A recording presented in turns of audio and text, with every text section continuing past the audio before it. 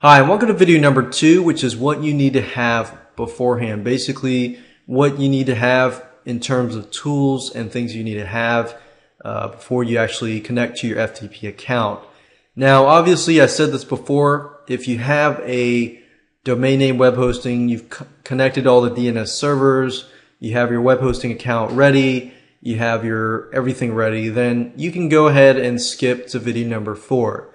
If you don't have this information and you have no idea what I just said, then I would recommend that you continue watching this specific video and to the end.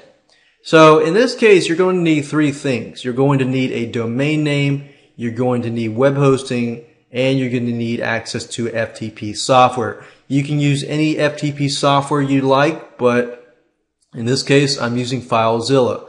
FileZilla is very, very easy to use, and the best of all, it is free, so you don't have to pull out your wallet or anything like that. So let's go ahead and get started. I'm at Google right now, and I'm going to show you where to get a domain, where to go web hosting, and so forth. The place that I specifically use is Namecheap.com, and a lot of people use Namecheap.com. So it's Namecheap.com. So go to here. And the next thing is web hosting. You're going to need web hosting. Now, if you're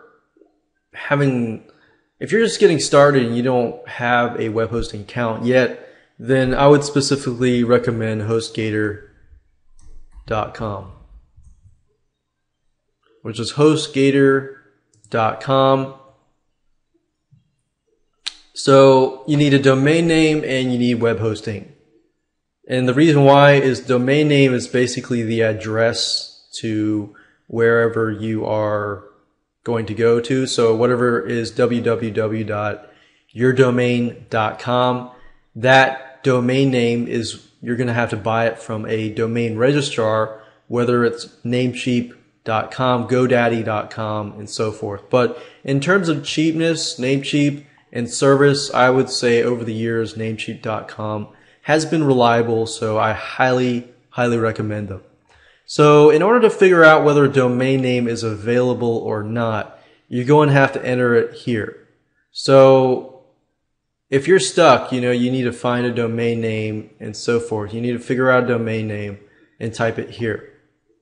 So let's say, for example, we'll call this FTP Tutorial 123. It's probably already taken, but we'll just check.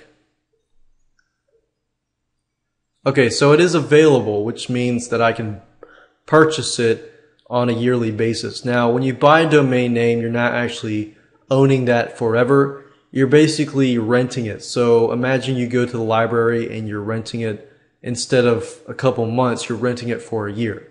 So in this case, I have to pay $9.98 a year for FTP Tutorial 123.com. When I'm ready to purchase it, I just need to click on it and then add to cart.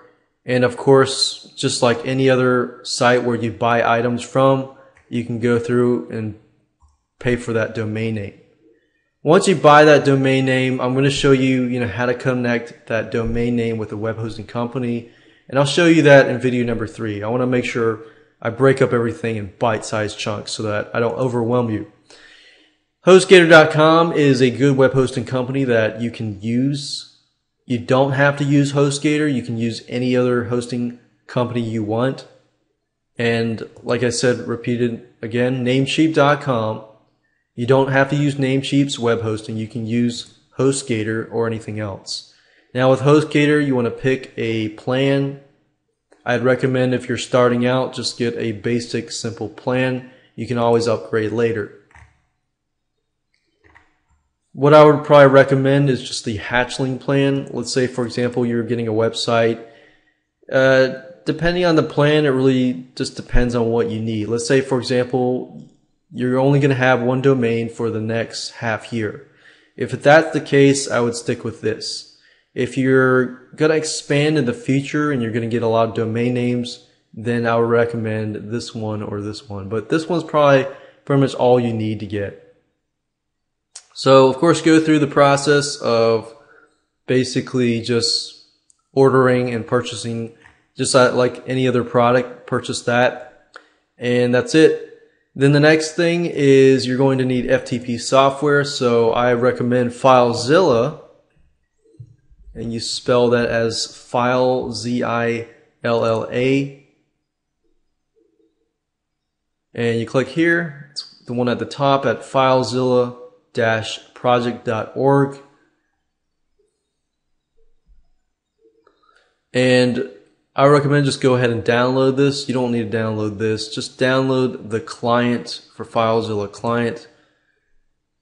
So click on here. As you can see here, you got it for Windows, you have it for Linux, and you have it for Macintosh computers. So Macintosh and Windows, they're both compatible, which is a good thing, which means that it's not just specific towards Windows. So if you have Macintosh, you can still follow along.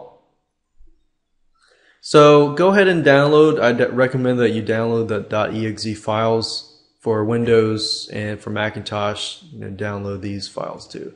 So download it, double click on this file, install it, and everything. And once you're installed and everything is ready, you can move on to video number 3. Of course, you can do this later if you want to.